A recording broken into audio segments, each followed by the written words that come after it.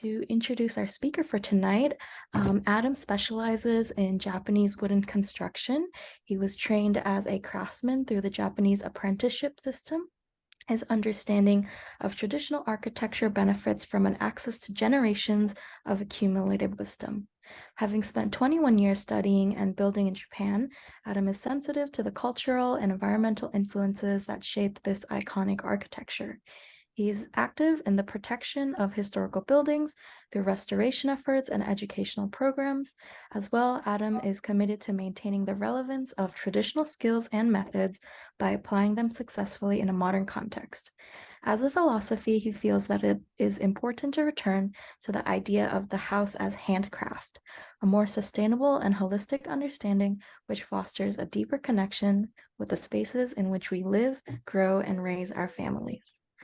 So I will now hand things off to Adam, and thank you again, everyone, for joining us tonight.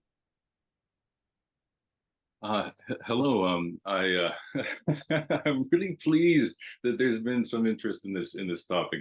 I've spent what's becoming a significant part of my life working on this, and the fact that there are other people who are also interested in this, I think, is actually quite heartwarming, and I'm quite happy about that. This is going to be a three-part series. That's the plan. And this first part is basically a very kind of a broad introduction to myself, what I've been doing, and to give you some context for the second and the third part of the series. So my history, basically, I made a slideshow. It's going to be maybe 30 minutes to go through it. And it's a series of images that are set up in a way that I can kind of explain the process that I've taken, what I've done over the past 20 years, and the projects that have kind of shaped my philosophies, my approaches and ways of thinking about things. So about myself, originally I'm from Canada. I was trained as an industrial designer. And that's a very interesting thing, mainly because what I find myself doing now is working in the opposite direction. I'm focusing very much on handcraft. And that being said, that industrial design and the idea of mass production has been very, very valuable. It seemed to have overreached and taken over some aspects of what we have in our lives now that maybe has been a little bit detrimental in the way that we perceive the value of what we have. So that's something that's very philosophical. That's something I'd like to talk about in the third portion of this series. And when I came to Japan at the age of 26, I was basically very, very interested in Japanese architecture, but I wanted to see it in situ. I had been working as an exhibit designer in Canada, and I really, really had a deep appreciation for the aesthetic, but I didn't understand it. And so at a relatively young age, I thought it was a good idea to spend 1 year in Japan and to see the culture, maybe try and understand more of the culture that was the starting point of that aesthetic. And what I started seems to have taken just a little bit longer than I anticipated. And I'm still very much looking at things, trying to understand things and changing my perspective even now and my understanding of what we consider Japanese architecture, but much, much more kind of a mentality and a way of appreciating things and spaces. So I'll start the slideshow, and it will move automatically, but I will be stopping it periodically to give an explanation. Inside the Japanese house is basically the title of this series. And when I was selecting the slide for the opening slide, I realized that to me what the Japanese house is the making of the Japanese house. It's what I've been focusing on. And it's been a vehicle for understanding it for me personally. So that's the way I'm going to basically start the presentation. And it'll be a thread throughout the whole presentation. So that's what this slide is. The sumitsubo, the sumisash, the sashigane, the shakubo, all these tools are really not, I guess, recognizable by the majority of people when they think of carpentry. But these are the tools that the the Japanese toryo, the master carpenter, or the carpenter that has the responsibility of the building, uses to lay out all of the dimensions, all of the cutting lines, basically laying out the entire building. And that is the most important part of the process. So that's what these tools indicate is it's the beginning of the process.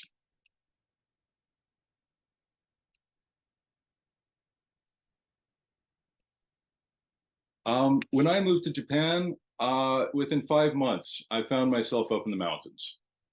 I had been introduced to the settlement. In Japanese, they call it shuraku. It's a mountain settlement, and they vary in sizes. This one was quite small.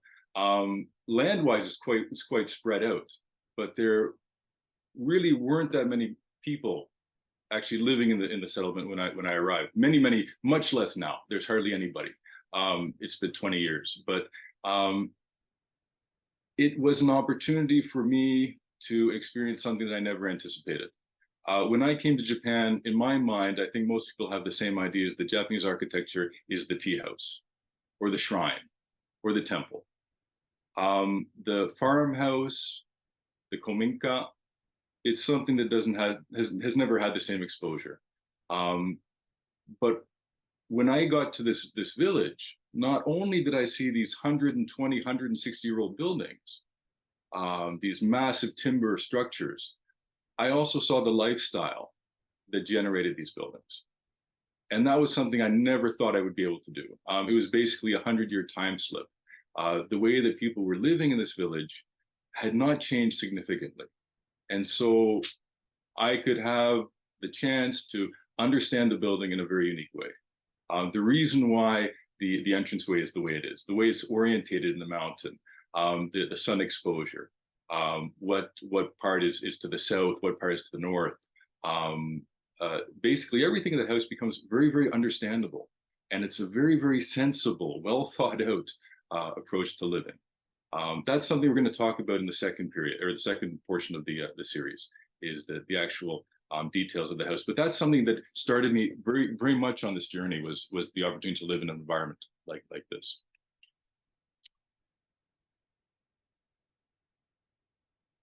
And that's actually the school. This is me up at the shrine. There are not many pictures that I have of that period.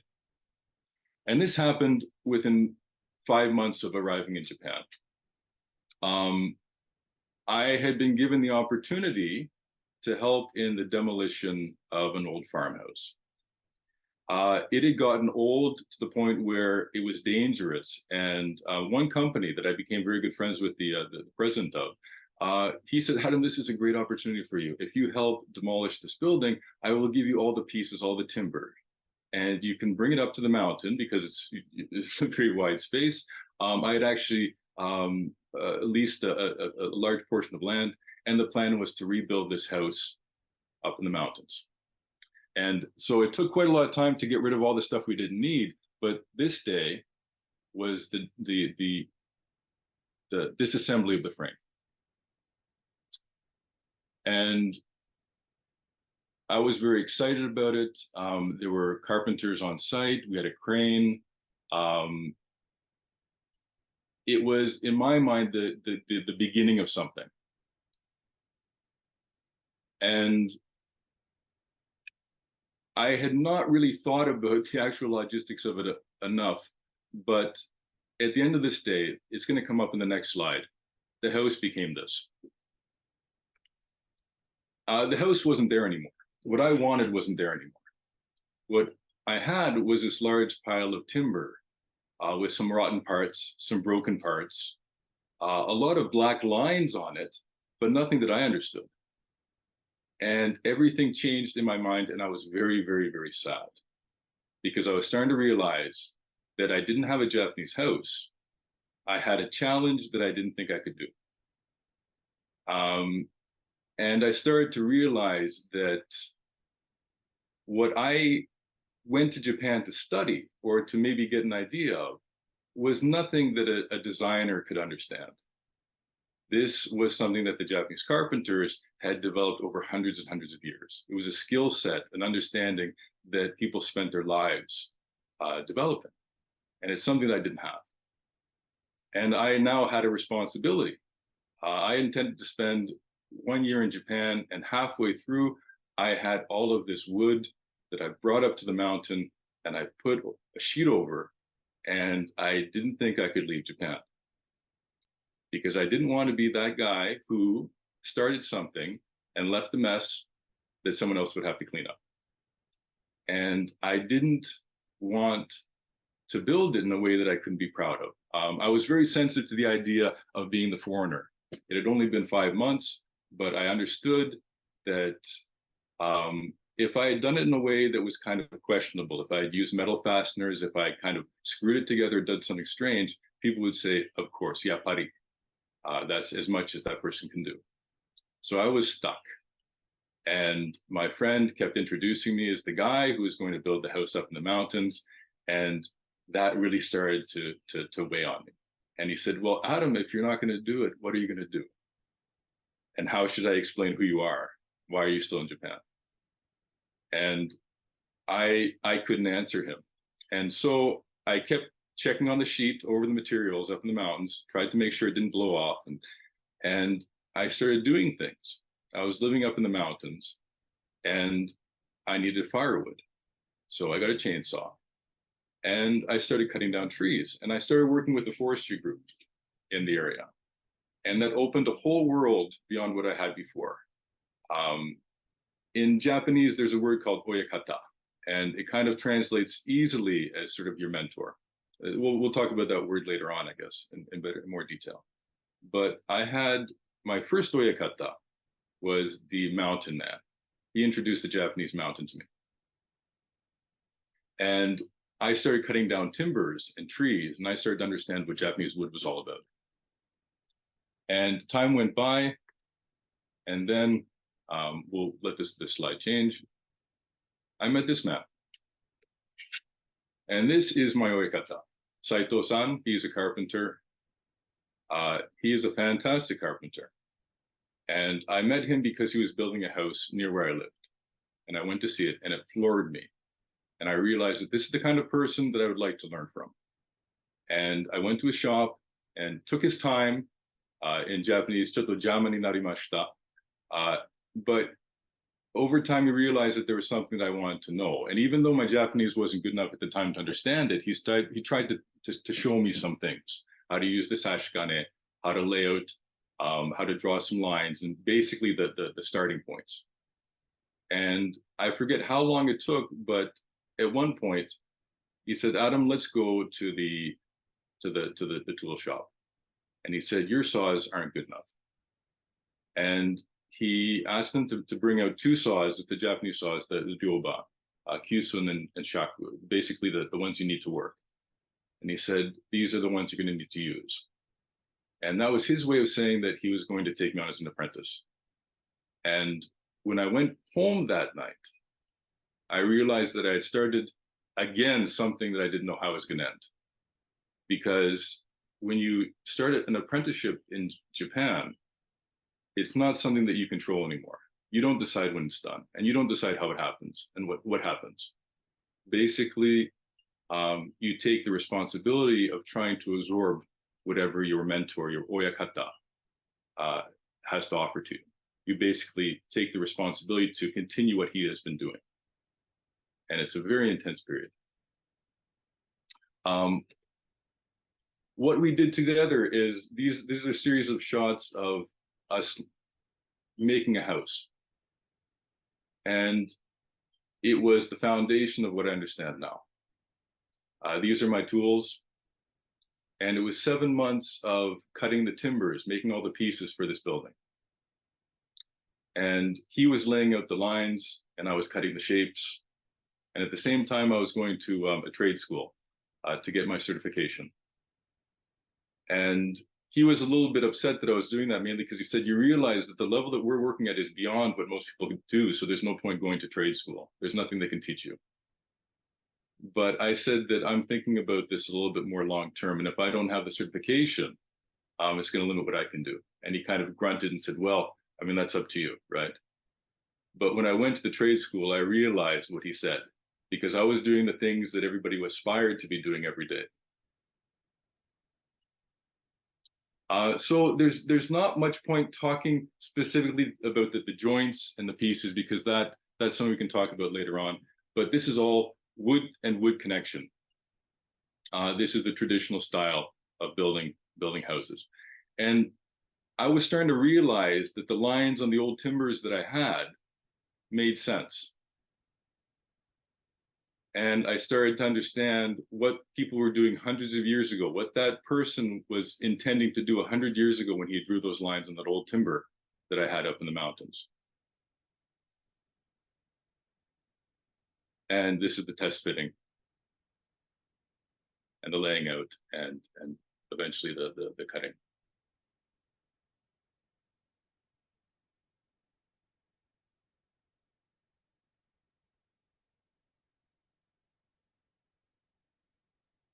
Now this is an old style. None of these timbers are visible in the frame.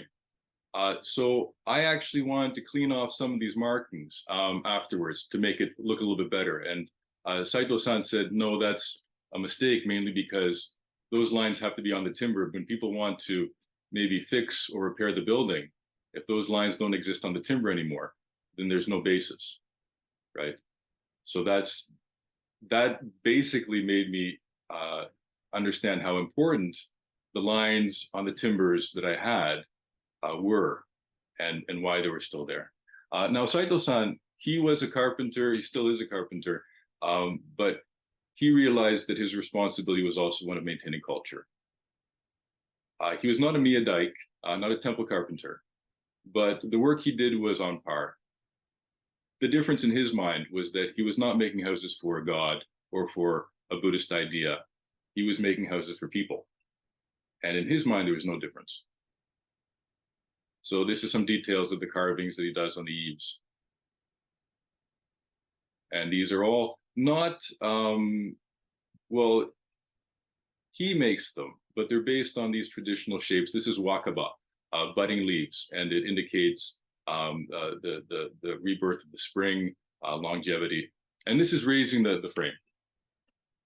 This took quite a while to build this house. This house took a year and a half, close to 2 years. And this is the raising day.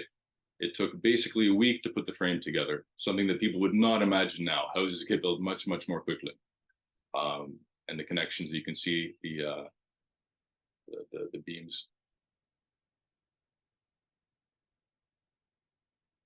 And I started to realize that we're making something very similar to what I had demolished close to 4 years earlier, all new. And in a way that this could last for hundreds of years and someone could disassemble it and put it back together again.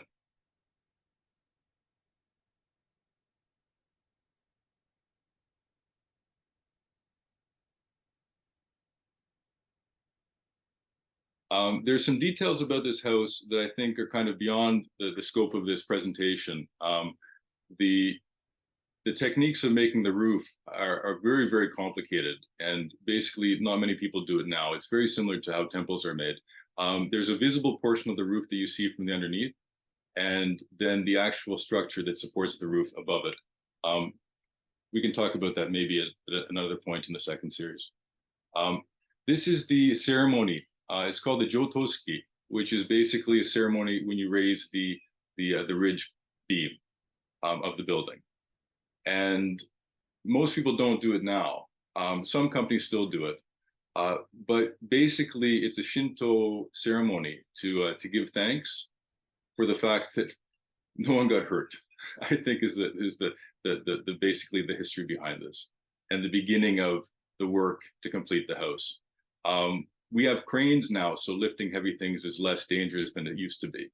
But even now, it's a fairly dangerous process because you're walking on top of the frame to assemble it. So it's very easy to slip and fall. And that's something that was a real danger. And so to give thanks that bujini, in Japanese, bujini, munemare ga dekita koto ga totemo arigatai desu. That's basically the intent of the ceremony.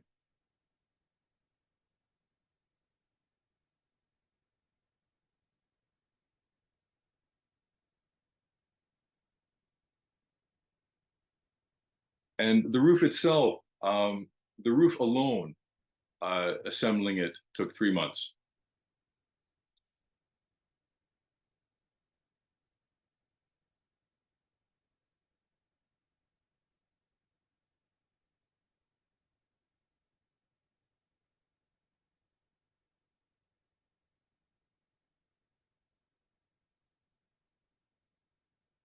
And the tiles, I think they were incredibly well done.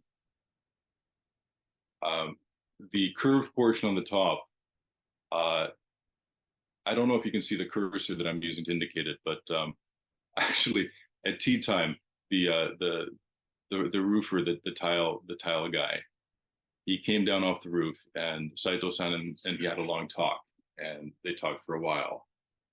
And after they were done talking, he went back up on the roof and he disassembled what he had done that day, took it apart, and laid the tiles again. And it was a small detail. The shape of the roof is actually sculpted. The curve of the roof and how that you get a convex going to concave curve at the top of the roof is actually very, very important. And that's all made by the spacing of the tile layer.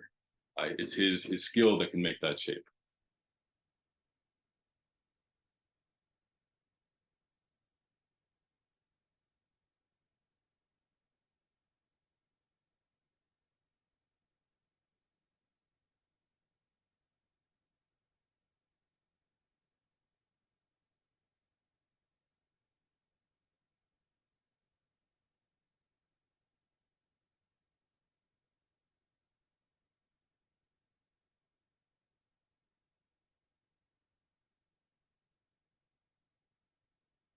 And that's the entranceway.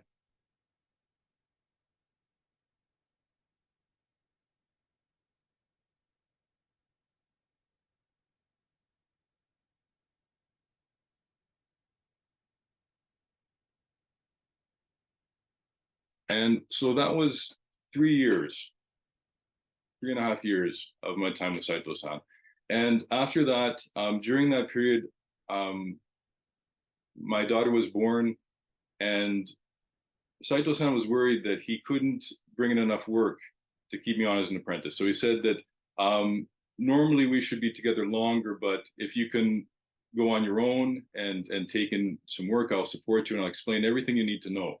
Um, but he was worried that his kind of buildings, they were, even at that point, there were less and less people wanting them, and the amount of time and effort it took to make made them less accessible, or actually less valued, because people were starting to think that um, mainly if a house was to be used for only one generation, that kind of amount of work was unnecessary. And so I I had been doing this kind of work, and that's exactly what I wanted to continue with. And I had tea with a friend of mine. He was he's the owner of a sawmill. We're very good friends. And he said, Adam, I know what's going on. I know what you're thinking about, but I need to talk to you about something very important. And I said, well, what's that? And he said, I know what you can build. You're still training. I know that as well. But if your oyakata, if Saito-san doesn't have clients, that means there are less people who want this kind of building. And if he was standing there, and if someone your age who was Japanese was standing there, and if you were standing there, who do you think the client would choose? Be honest. And that really hurt. But what he was saying, I understood.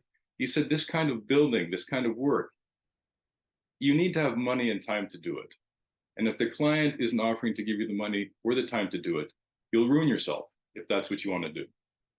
And he said, think about it, because if you walk down this path now, you will ruin yourself because you don't have the clients who will pay you to do this.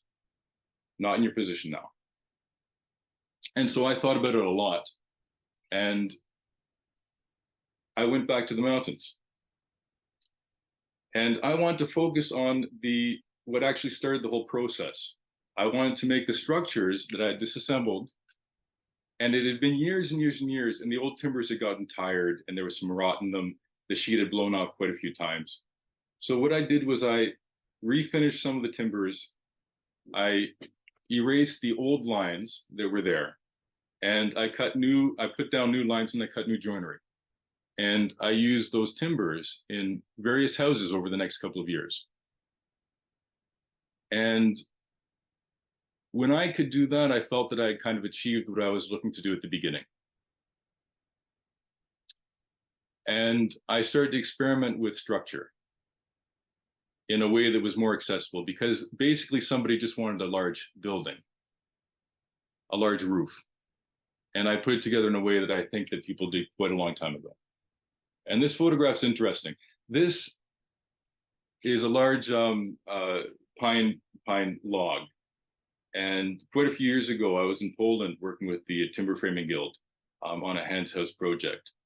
And I was apparently the representative from Japan. And I didn't have the accent to fit. I didn't sound like a Japanese person, but I had done some Japanese work, and they wanted me to do a slideshow. And so they're expecting shrines and temples and tea houses. And I put up a slide of me cutting a huge pine beam in half with a chainsaw.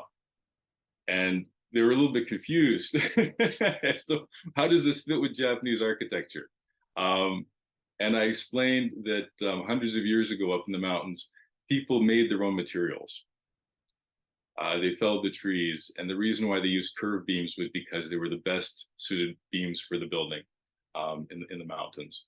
And so that's what I had been doing, and that's the reason why I showed that picture. And I know that I think I've talked quite a lot, and so I'm going to speed up just a little bit because I'm worried about the amount of time we have for the presentation.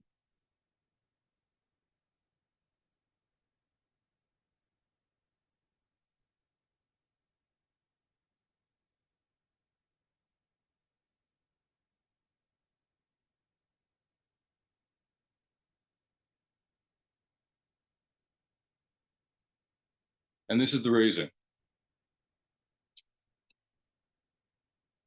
And I showed these slides to a group of people here in Japan who are basically the traditional framing gurus. And there's a carpenter who I respect a great deal. And when I showed this slide, he said, "Oh, focus in on those two beams in the front." And I said, "These two?" He said, "Yes." And he said, "Those are canted up towards the top." And I said, "Yes, they're canted up about Sanzen Gobu, which is about 100 millimeters." He said, "Exactly." And he said, "You could feel the difference." I said, "Yes, when you put the frame together, it didn't move." And he said, "Now you're understanding just a little bit about Japanese frame geometry." And basically, what I've been doing is building quite a few things, but it's been a constant experimentation to try and understand hands-on why people did things hundreds of years ago. And basically, it's only something that can be understood if you do it. And this is the pieces of another frame, working with the layout systems and making the structure just a little bit more complicated.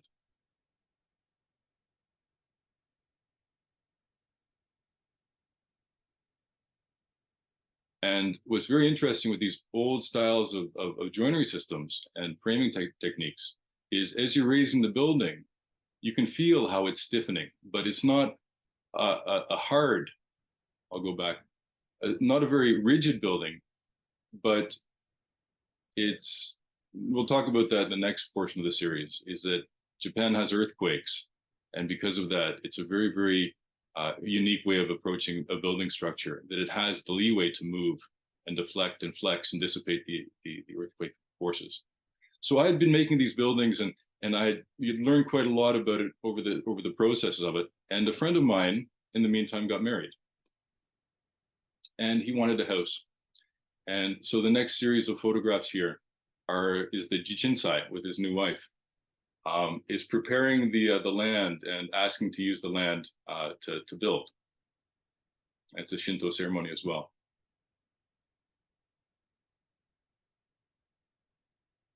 And I had known him for a very long time, since I came to Japan. I think this building was built how many years ago?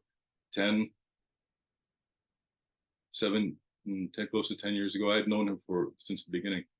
Um, I think that perhaps we have a very, very wide viewership, and so a lot of people might not realize that houses in Japan, they're basically timber frames, but they're very, very complicated in the amount of pieces that you have. And all those pieces have to be prepared. And that normally takes, even now for my modern work, it takes about 2 months, 2.5 months.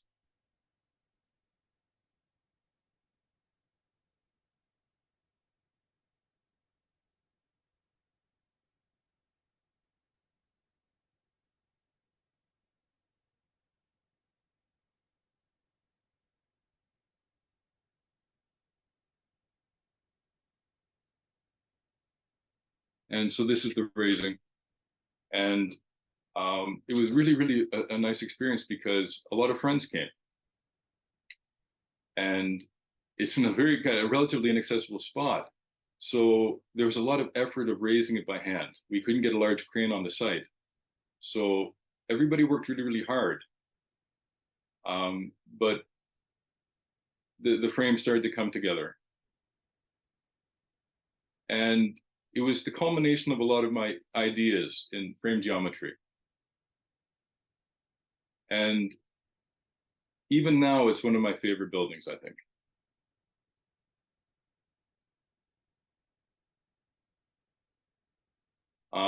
There's a lot of, I think for people who are experienced with frames, it's very, very light because we had to raise it by hand.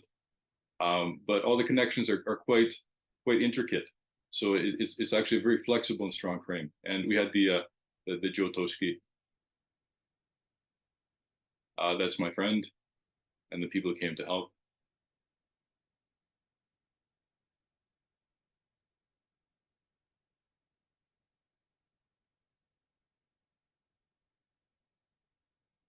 And his wife. And that building took quite a while. But it was a beautiful place to be working, and I enjoyed that time very, very much.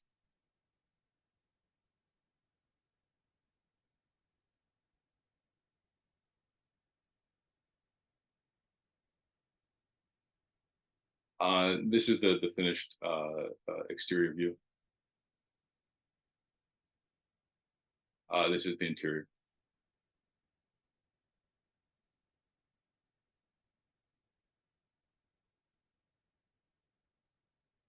And I've been trying to do something very Japanese, I thought, but a lot of people saw it and they said, it's the best balance. It's not too Japanese. And I said, really? Really? They said, no, it's just enough. And after that job, I was given quite a few contracts from one specific company. And I had to start essentially working seriously. I had to build people's houses now.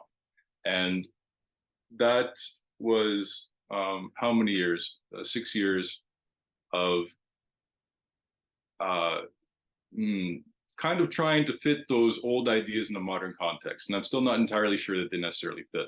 But my understanding of joinery and and um, and and the level of my joinery had been increasing over years. And many people say that it's quite accurate and quite well done. But my policy is twofold: that the frame has to be hand cut.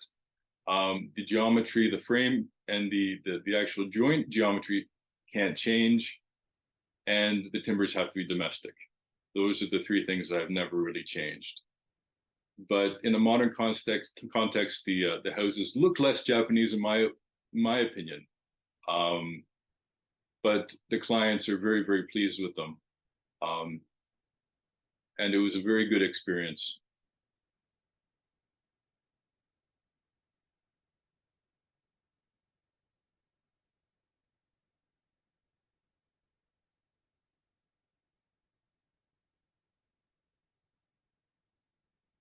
And this is in my opinion, a modern job site.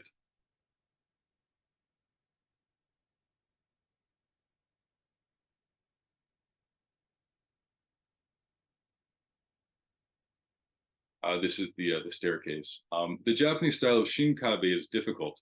Shinkabe, we'll explain that. I'll talk about that in the next portion of the series, but it means where the frame is actually visible, and all of the parts have to be let into the frame, all the finishing techniques. So you can see that the exterior of these buildings, they're not, in my opinion, traditional. But the clientele, the people who want these buildings, really tastes have changed. But the interior, it's all shikui, the Japanese plaster. Um,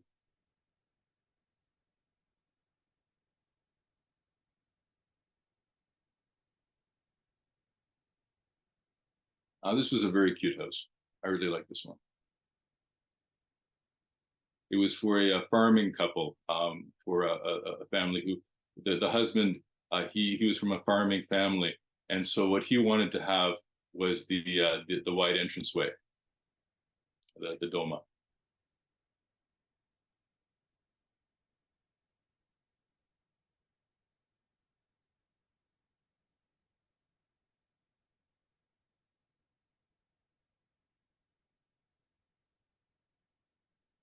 I'll go back. One thing that I did was, these contracts were through a company. I had responsibility for the building, um, but the design was done by the architect. But I would always include. You can see a small curved area at the top there. There's a darker piece of wood arching over the entranceway into the kitchen. Is that I always added something a little special for the client that kind of uh, in my opinion, softened what I consider sort of a modern approach to Japanese architecture just enough. This house was for a very nice client. He was really, really interested in the process. He must have taken about 1,000 photographs through the process. Um, a really, really nice person. This house, the exterior is quite modern, but when you go on the inside of it, you realize that the idea of having the exposed frame and the wood and the white plaster really makes for a calming space.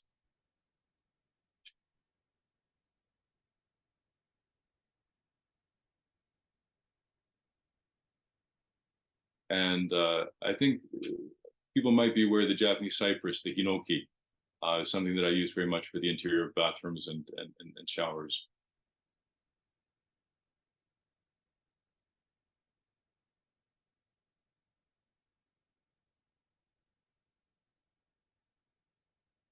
And so that marks one period of work. I had been building those buildings. I had done 6 of them for that company, and then uh, I got a call from a client who wanted something very unique, a combination of traditional, much more traditional approach to a house, but with the kind of the modern conveniences and the comforts. And that's something that I'd realized after making those houses for a few years, was that you can't. Most people don't want to live in a Japanese farmhouse anymore. They would like to have a warm house, one with appropriate insulation.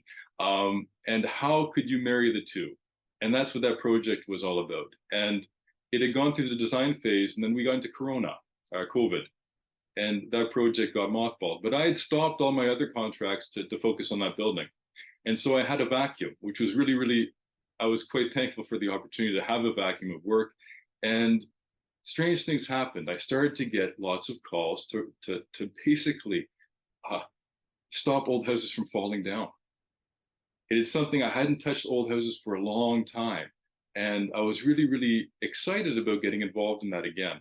And the next series of slides is for this small, not a very large house, but what had happened is that a couple from Austria had bought this house, and they couldn't come to Japan because of COVID. And the house was in very, very bad repair. At least the roof was in a very bad state. And people in the area, they knew me, and they knew what I was interested in. They said, "Well, Adam, please have a look at this house before it falls down, because the owners can't come." And so I had a look, and I realized that this was kind of a dangerous situation. And I started taking the tiles off, and the house was about 100 years old. And it was built in a period, in that area at least, where there was the old style and new style kind of being mixed together. And you can see that under the tiles, it was just cedar bark over very, very thin pieces of wood, with a lot of clay on top of it. The clay has been taken off. And I guess everybody can see this and realize that it wouldn't be long until the house started to fall down, I think. Specifically, this corner, the jack rafter, or rather, sorry, the hip rafter had completely degraded. It wasn't there anymore. There was nothing supporting the roof. And so I started to essentially restore it, or at least make it so that someone could use it for just a little bit longer. And the nice thing about working with old houses that I really enjoyed was that I basically went back to what I wanted to do in the beginning. And the smells, the clay, the soot, all of that is stuff that I remembered from the first time when I first came to Japan. But now I had the ability to make these houses not to stop these houses from falling down, to stop them from being demolished. So it felt like a very nice full circle. And it's a situation where you don't have to worry about the some of the problems with modern architecture, because the driving force in the effort is to not change the house too much, not change the spirit of the house. Putting the time in is okay, because that's why the person, the client, wants that house. And so after this house, I'm currently working on a house up in Nagano Prefecture, up in the mountains, and it's essentially the same situation where the house has kind of been left to sit for a little bit too long, and somebody wants it. So I have the ability to fix it and to make it usable for the person, and not necessarily have to change it too much.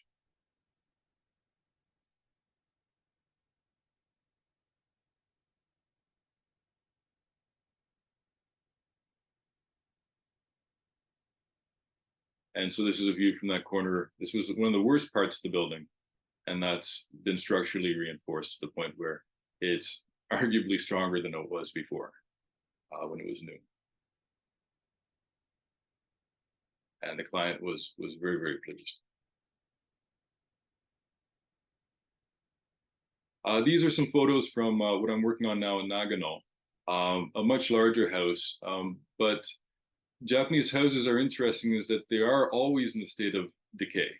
They're decaying. They're getting older, and because there's no desire to protect them with chemicals or anything like that, they have to be taken care of. And so places that do have a tendency to degrade fairly quickly, the bottoms of posts, they can be reinforced or fixed in this approach. And if you do it this way, you can always replace it without affecting the entire building again in the next 60 or 70 years if it's necessary. The joint can slide apart and be replaced again. Now, what I'm going to be talking about is materials. One thing that I'm very specific about is natural materials, mainly because it reflects the wisdom and ingenuity of the culture that created it. The Japanese environment is very humid. It's very hot in the summer. That's one of the reasons why Japanese food is fermented food is so common, because everything is fermenting at a certain point. And so the earth walls, the clay walls, which I try and use a lot, they basically absorb and release humidity into the air, and in a very natural way. And this is a funny picture, because in one building, it was during the summer, and in the clay for the walls, there's straw, rice straw. And during the construction, one of the seeds that was left on the straw started to germinate in the wall. For me, it was a beautiful picture. You couldn't really think about a healthier house, I think. And in this currently a more of a modern context, instead of bamboo, I use wooden lath to support the clay.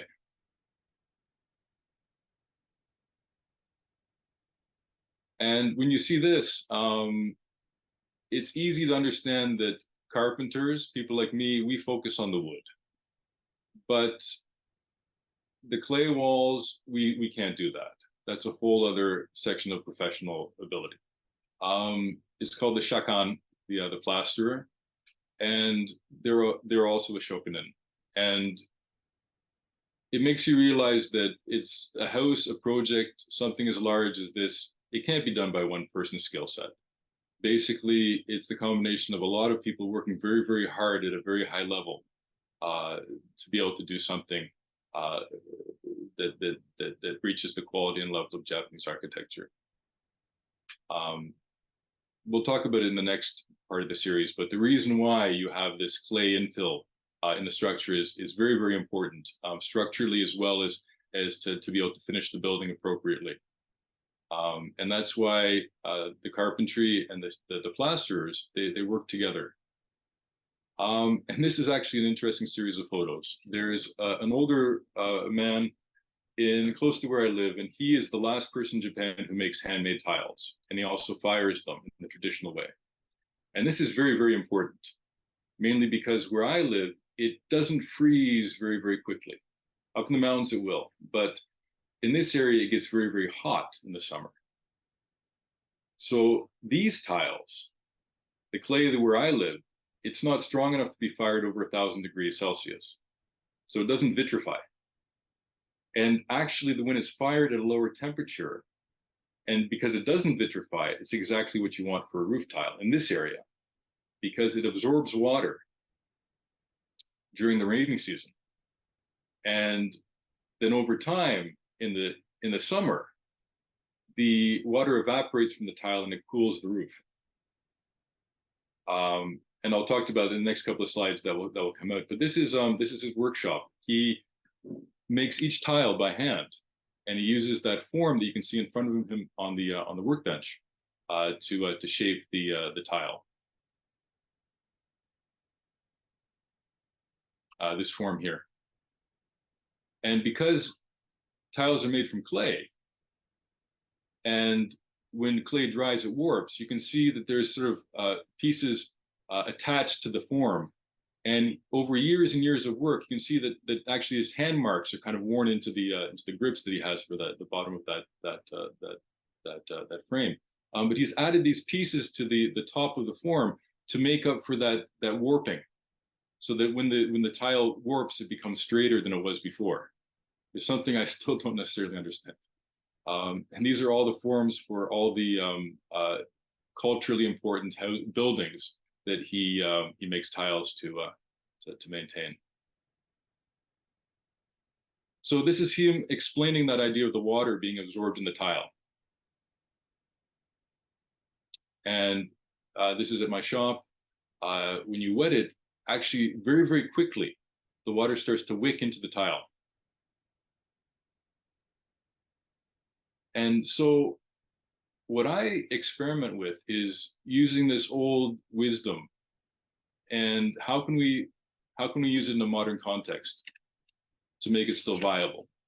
So I think to most people this might look like an interesting kind of terrazzo, but what it is it's the broken pieces of that traditional tile mixed in with mortar and then ground. Is called togidashi in Japanese, ground flat.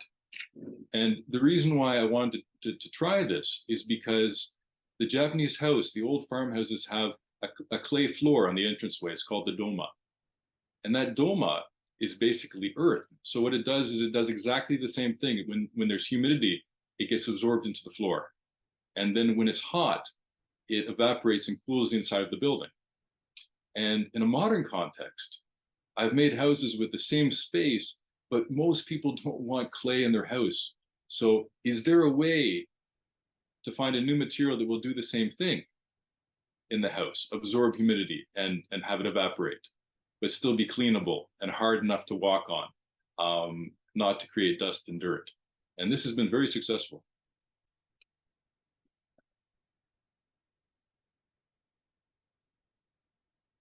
And now into the wood. I started in the forest, I started in the mountains, and I go back there quite a lot. I'm always thankful for the forestry people, the loggers, the tree fellers, who basically make it possible to do the work that I do. This is a good friend of mine. And that day we cut down a tree, and I wanted to have the curve at the bottom of the tree for an important part of the frame. And so they helped me out and safely, very, very, very, very, very skilled, put the tree down. And I took it to the sawmill. A good friend of mine, he's the sawyer, and we always talk about how we're going to cut the timber. And his skill set is actually quite remarkable. Based on the way that the tree is grown, the stress inside the wood, if it's orientated slightly differently, and you cut a slice off it, you can actually ruin the timber. It will warp. Mainly, specifically Japanese trees have a tendency to warp and bend quite a lot if they're not cut properly. And so what seems to be a relatively simple process really isn't. And it's his experience and his understanding of the wood and the process that makes my work possible. And we had a pleasant surprise. Not a single knot came out. And now I'll talk a little bit about the tools. And I think this portion of the presentation, I'm talking about other people's skills, what other people dedicated their lives in doing so that I can do what I can do now, what gives me the tools and the materials to do what I would like to do, is something I'm consistently grateful and very, very thankful for. Japanese tools have two different kinds of steel. There's the hagane and the jigane. The hagane is the bright steel at the cutting edge of the blade, and it's very, very hard. It is a very, very hard steel, and the most skilled kajia, the blacksmith, they use very, very hard carbon steel, and it's that hardness that gives you the cutting edge that is phenomenal. But if it was all the same steel, all that very high carbon, very brittle steel, it would crack instantly if you struck it with a mallet. And so the jigane, the soft steel on the back, is what supports that very, very hard steel and makes a usable cutting tool. And the saws. Another good friend of mine in Kyoto, Nagakatsu-san, he's a mentor, inspiration. He's dedicated his life to the understanding of how to sharpen saws, the geometry of the teeth. And what he does now, he and his apprentice, they are indispensable because they set the teeth, they fix all the bad things that I do to my saws, so I can still use them to cut straight and cut accurately. It's funny because last time I brought my saws to him, when he returned them to me, he said, "Adam, are you okay?" And I said, "Well, what do you mean?" He said, "It doesn't look like you're concentrating very, very well on your work." And I said, "Well, what do you mean?" He said, "Try and pull your saw a little bit smoother from now on." There was a lot to fix this time. The actual act of using the tool and the balance of your strength, your force, it actually warps the blade to a certain degree. And that's what he has to fix every time, right? So he said, "Adam, maybe you have a lot of stuff in your mind, but when you're working, please try and focus."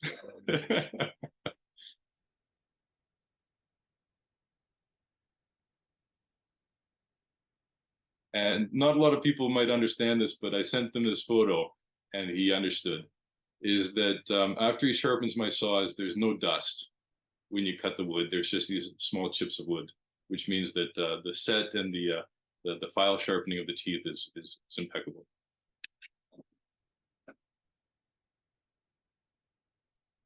And this is the Japanese plane that everybody knows about, the micron thin shavings that you can do.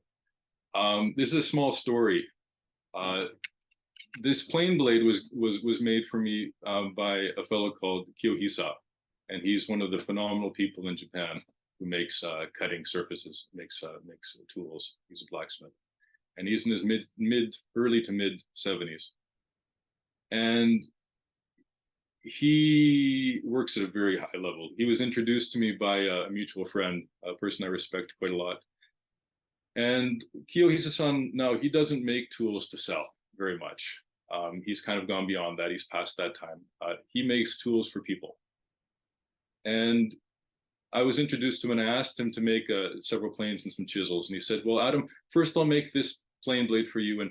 And when I make it for you, please make the block, the base to fit the blade in, and give it a try. And if it cuts well, if you think it cuts well, then I'll make the rest of the tools for you, right?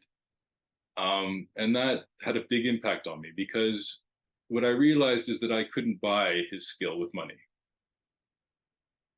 Is he was asking me to try his tools, and if I felt they were good, then he would make them for me. And so I told that to the friend who introduced me to him, and he said, yes, well, that's what it's all about, because this man's dedicated his life to making these tools, these cutting blades. And if he just makes that blade and it sits in the store or on a shelf or on someone's workbench, no one has any idea what it does. No one will ever see what he has accomplished. But it's people who try and do the work that I try to do, that can show the world what he can do. The same as the sawsmith, same as the timber mill, same as the tree feller, is that they're all working very hard to be part of a group of people who can make something for other people. And that is maybe an interesting way to start explaining the Shokunin spirit that I found in Japan. And so from there, this is what's happening now. Over the past 2 years, I've been working with a group to train young carpenters. And the unfortunate thing is that the daily work that these people do, they're not asked to do the things that they want to do. And so this group that we've made, we're tasked with filling the gap, teaching the young carpenters the traditional ways of doing things, so that there's that pilot light, that there's always a base of people who can do these things, so that when people realize that buildings should be handmade again, there'll be people who can make them. And I really, really enjoyed these. This was a 2-week course. The students made all the ports, all the pieces for this building, and we raised it. And to see their interest level, their excitement, their commitment, really, really, really impacted me, and kind of reminded me of all the stuff that was important to me when I was starting as well. And being able to help people walk the same path that I took is something that I think is really fulfilling.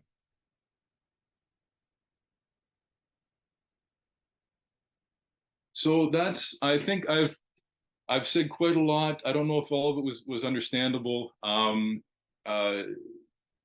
hope that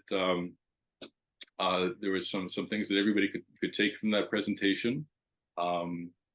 The first question, so Joyce asks, what is the roofing material? Plywood sheeting? I try not to use plywood at all. It's more common now, mainly because it does create structural support for the building. It's what 2x4 houses use to create structure. But in the Japanese environment, there's a lot of humidity, and I am not at all convinced that plywood will last. I work on a lot of old houses that have been standing for over 100 years. And for me, that's the test.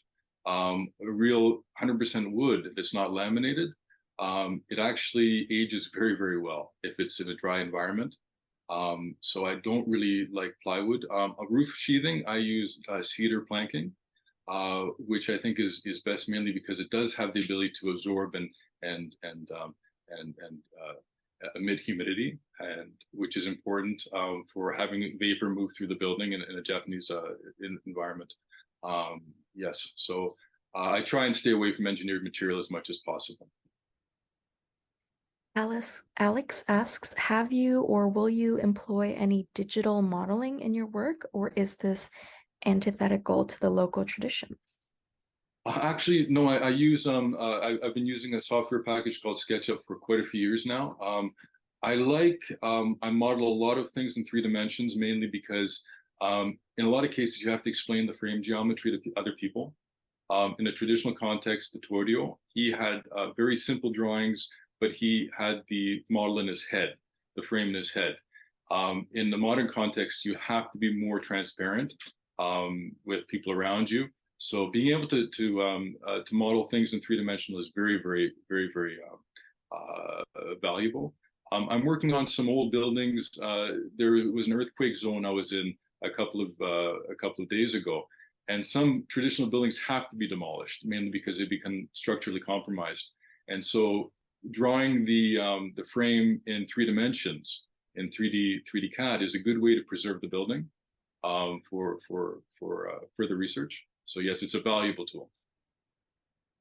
Someone asks, how expensive is this building style? It really varies. It really varies. In a lot of cases, it can be quite expensive. The first building that I showed with Saito-san, that's now it's very difficult to actually imagine making money off of that. The price that you can set on a piece of work like that will definitely not cover the amount of man hours that it takes to do. Within modern framing, it would be difficult to speak numbers, mainly because you can't really translate them to other parts of the world.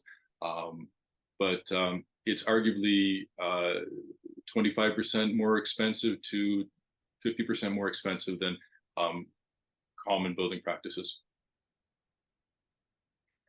Joe asks, is there any similarity with post and beam joinery?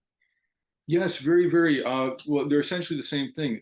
Basically, it is post and frame joinery, but you have to look at Western framing versus Japanese framing. A very big difference is that there's no triangulation in the frame. Western framing uses braces and trusses, which makes it very rigid.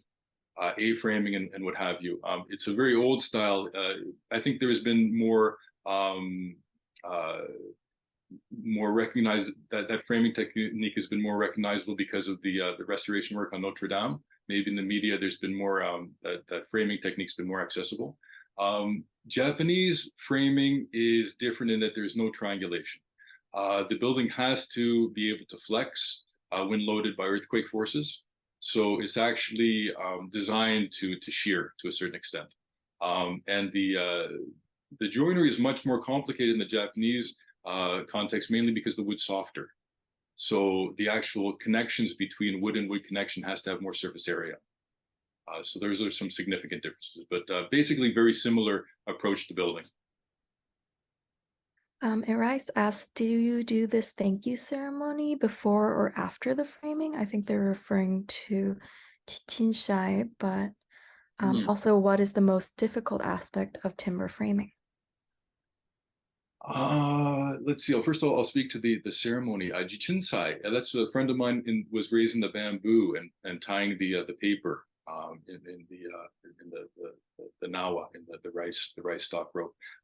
That's Jichinsai. So it's asking to use the land, asking to be able to build something on it.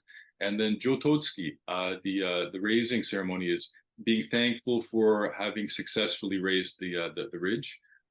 Yes, those two ceremonies, and I still think they're a very important part of building the building for the clients to be aware of that. Yes, and the most difficult thing about framing is being given enough time to do it. Dario asks, how much time to finish the house? Months, years?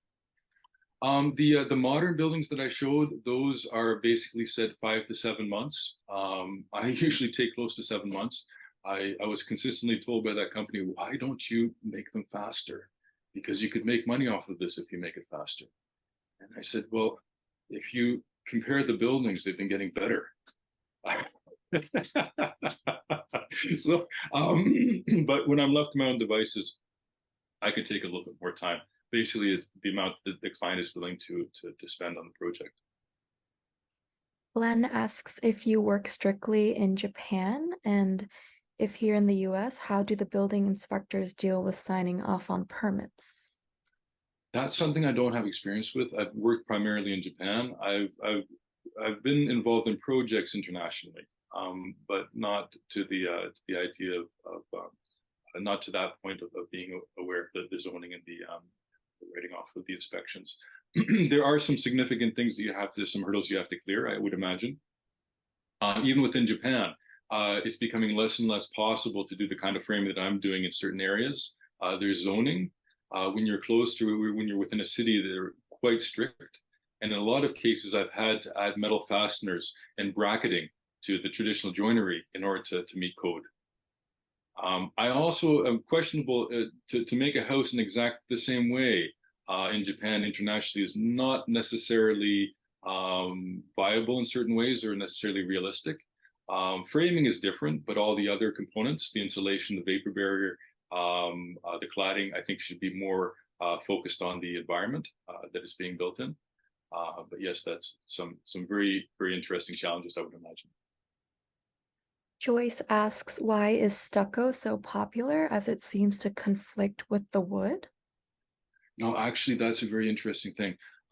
If you think about Watt and Dauble, about Dauble and Watt, I would imagine, I don't know if I have the phraseology correct, but old European timber framing was done exactly the same way. However, they used not bamboo as the substructure, but branches and ribbon wood. But the finish is plaster. In Japan, it's basically sekai, which is lime-based plaster, which is good for antifungal and bacterial. But if you imagine the frame, even when I was apprenticing, the frame members, the timbers were not necessarily square and flat and dimensioned. And so the frame is basically the expression of a vector system. I mean, this is sort of maybe the words are difficult to explain, but the wood itself and that's why I really enjoyed working up in the mountains with those rough timbers and using a chainsaw to make my beams, is that the frame is based off of center lines. And if your timber pieces are varying sizes, having the space in between the frame infilled with clay and finished with plaster is the best way to finish the building. In Japanese, osamaru, to make it fit together nicely and to finish it. That's why the plaster is such an important part of the team. And the clay itself will hold moisture and draw it away from the frame itself. So when I've worked on old buildings, if you have to destroy part of the old walls, the bamboo is actually not at all degraded within the wall or the wooden frame inside the wall. So it's actually a good fit with the wood. They also ask, what is the R value of stucco? Our value of stucco is, in my opinion, insignificant.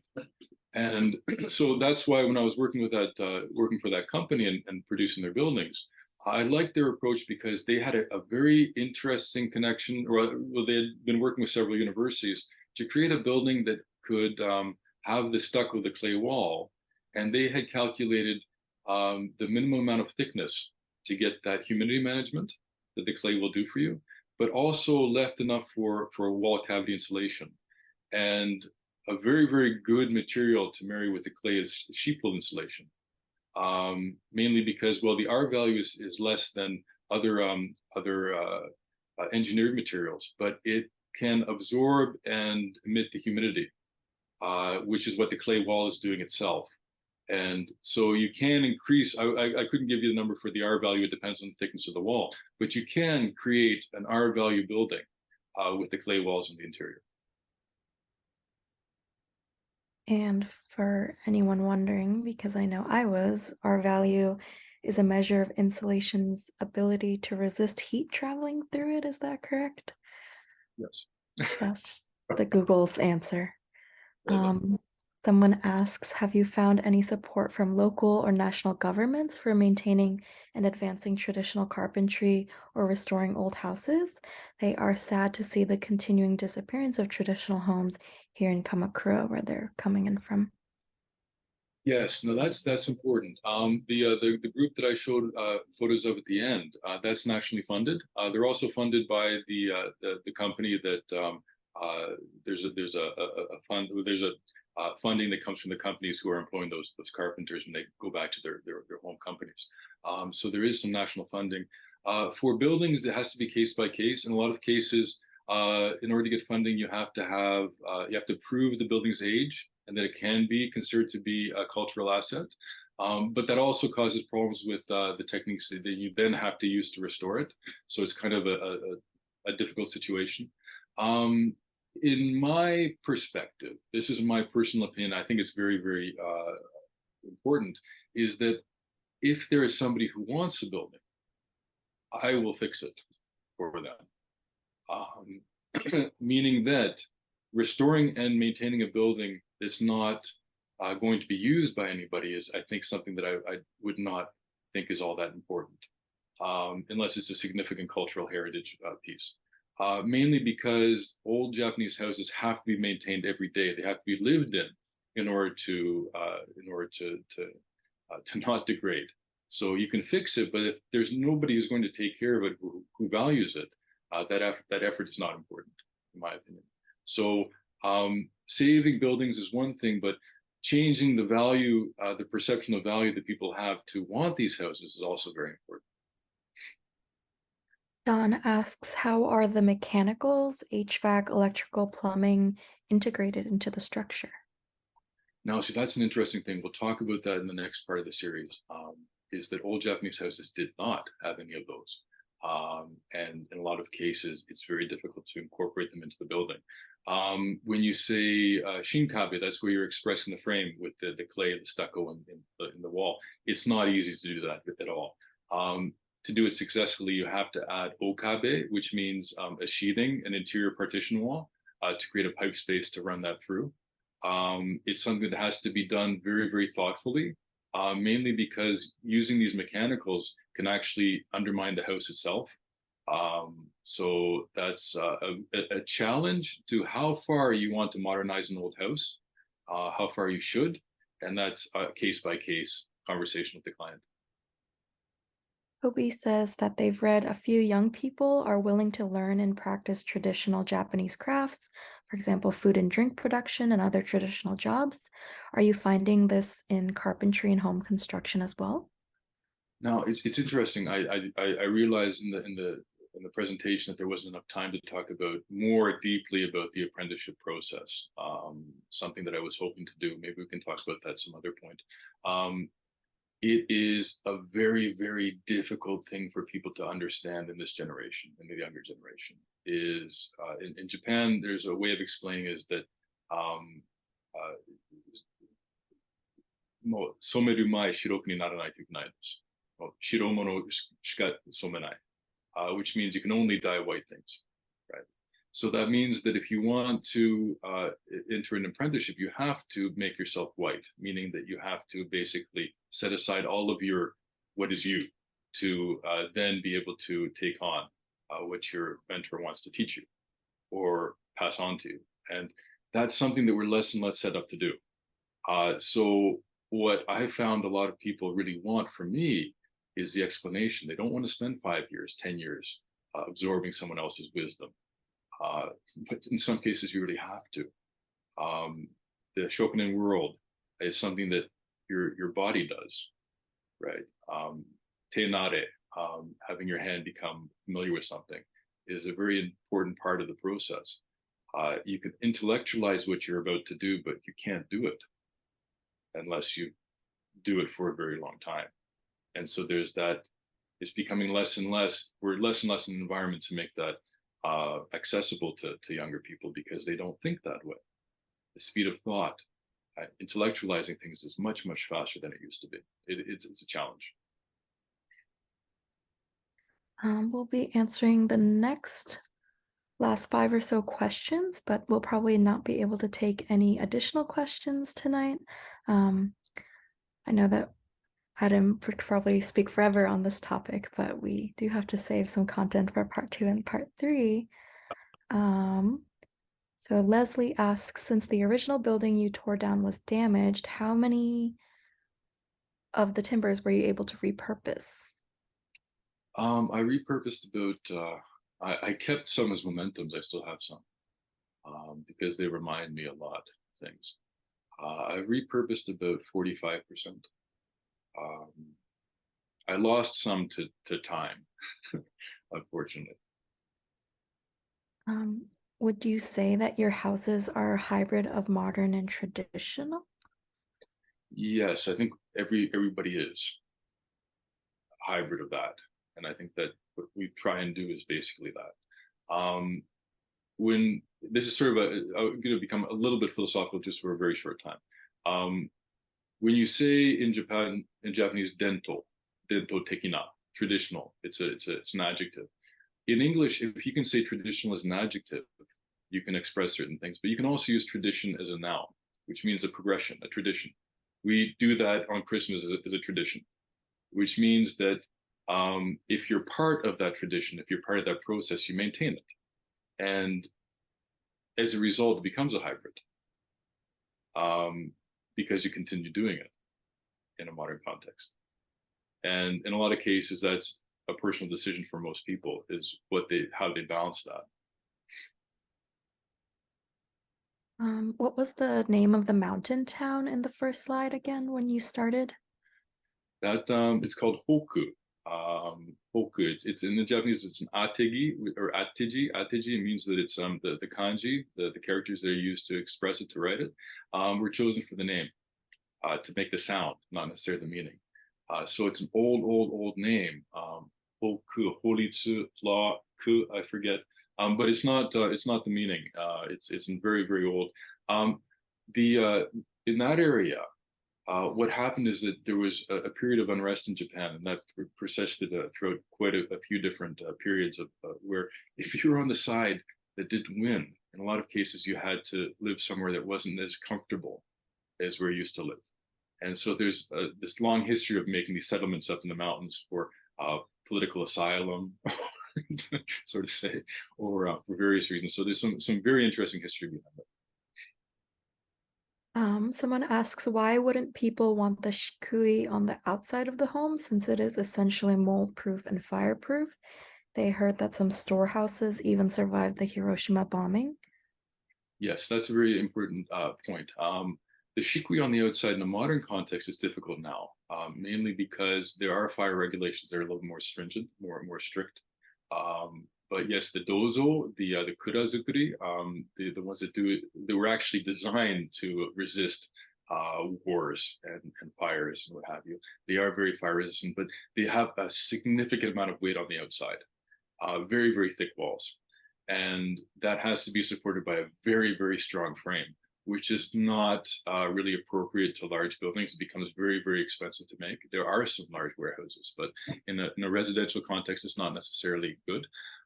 Mainly because if you have a thin covering of the shikui, it isn't as fire resistant as you want. You need the clay to protect the timbers. The other thing is that if you look at old buildings, it's actually common to have wood siding, wood panelings hung on the outside of even these plaster buildings. Mainly because if you have snow accumulation, if anything hits the wall that's been blown by wind or a branch, it'll crack that very thin plaster finish, that shikui. And when that cracks, the wall begins to degrade. So it is like most traditional approaches, it's very beautiful. It is very functional, but it's delicate compared to modern approaches. I think I'll leave the rest of the questions that are a little bit more technical because I believe you're going to address that a little bit more in part two. But one final question for today. Are you going to concentrate on historic preservation moving forward? Uh, well, yeah, that's something that I like a lot. Basically, the way I live my life is that when things come, I, I, I, I move towards what seems to be a natural thing to be doing. And it just so happens that in the group that I'm part of, they're very active in that. And I just recently went to the Noto Peninsula in Ishikawa Prefecture. And there was an earthquake about 8 years ago. And there's been subsequent earthquakes. And in an environment that was quite safe, it's become very difficult. And there are some buildings that, specifically traditional ones, that have suffered a lot from the earthquakes. And mainly because it's a funny thing, they can actually be fixed much easier, much more easily than modern buildings. When they do kind of get affected by earthquakes, they look worse because they do kind of go off to the side and what have you, right? But the frame the important parts of the frame don't necessarily break, so they can be fixed. So yeah, there's a lot of kind of movement in that direction currently. It just so happens. So that's something that I would like to concentrate on. And I think that's all the questions for today. So, Adam, unless you have any final last comments for us, I think we will be wrapping up. Great. One thing I'd like to say, I'm really pleased that everybody, I'm grateful that everybody chose to join this evening's presentation. Because there's a second and a third part of the series, questions or things that you couldn't that I couldn't address today, please send to Joanne or Nalco by email, and I'll make sure that I address those in the next portion of the series. Or if even if something you didn't necessarily think of now, over the next time in between, please send those to Joanne.